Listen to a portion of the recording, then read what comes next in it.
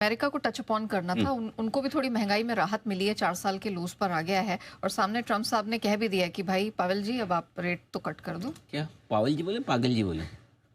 मैंने नहीं कहा। मैंने आपने क्या बोला? पावेल अच्छा पावेल।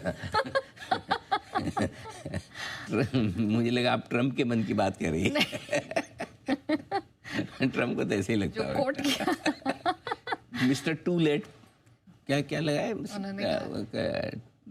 Mister late Powell. हाँ टू लेट पावेल। उनका तो मन लगे ना तो उनके नाम के आगे लेट लगवा दे। उनका मतलब इस तरह की दुश्मनी है, गजब है। तो कुल मिलाकर बात यह है अमेरिका में कि ब्याज दरें माफ़ कीजिएगा, महंगाई की दर वहाँ भी 4 महीनों के निचले स्तरों पर आई है, थोड़ा कंफर्ट जोन के 2% के नज़दीक पहुँच रही है।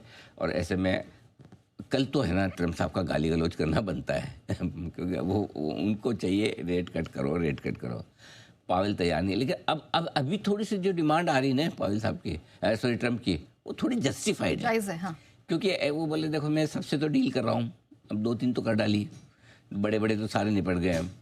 फिर टैरिफ का जो डर 1-2-3 महीने पहले आपको था, वो तो अब आपका कम हो जाना चाहिए। महंगाई भी ठीक है, खाने पीने की चीज़ों की महंगाई कम हो गई, तेल वेल एनर्जी की महंगाई कम हो गई, अब तो घटाओ। बात तो सही है, भला बुरा नहीं कहते, प्यार से तो शायद वो सोच भी लेते हैं, लेकिन अब इतना कोई गाली सुनेगा फिर वो बोलेगा कि भाई मैं तो देखूंगा, टेरिफ 4 का फाइनल इम्पैक्ट आने दो, कब आएगा कितना आएगा, और तुम्हारा भरोसा क्या? आज तुमने बोला चीन से डील की, कल वापस पलट जाओ। तो देखो ट्रम्प साहब के बारे में ये तो हर आदमी ऑथोरिटी से बोल सकता है, ये कभी भी पलट सकता है। उसके लिए आपको लाइसेंस भी नहीं चाहिए बोलने के लिए। तो इसलिए मुझे लगता है कि अभी भी अमेरिका में जल्दी से ब्याज दर घटेगी, उसमें समय लगेगा, लेकिन इसलिए ये चलता रहेगा। लेकिन हाँ, एक चीज़ अच्छी बात ये है हमारे लिए सेंटीमेंट के लिहाज से, शायद अमेरिका इतना जल्दी और इतना ज़्यादा ना घटे अब जितना हो चुका है। तो पैनिक वहाँ पर भी नहीं है, तेज़ी कितनी बनेगी ये देखने वाली बात है। ठीक है। अच्छा सर, अगर मिड स्मॉल कैप को देखें तो यहाँ पर कैसे मौके बन रहे हैं? अच्छा हाँ, मिड स्मॉल कैप के हिसाब से आप देखिए तो ये ज़्यादा बेहतर दिख रहे हैं अभी। कल भी इन्होंने अच्छा प्रदर्शन किया, ठीक है, और अभी भी कर सकते हैं। रीज़न क्या है?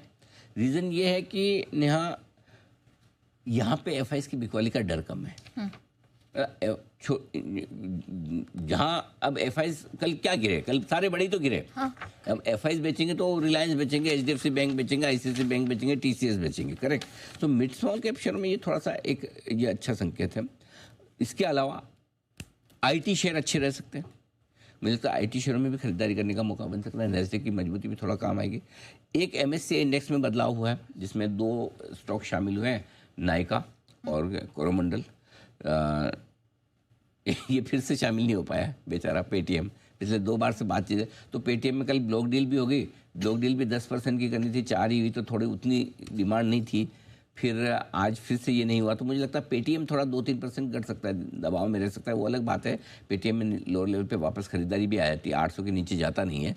तो लेकिन थोड़ा आज पेटीएम प्रेशर में रह सकता है। नायका में इंक्लूजन हुआ है लेकिन एक्सपेक्टेड ही था, ये होना ही है। तो बड़े गैप से खुल गया अगर ऊपर, तो फिर इसमें भी प्रॉफिट बुकिंग आ सकती है क्योंकि उम्मीद के मुताबिक हुआ है। बस यही, बाकी ठीक है और कुछ। ठीक है सर।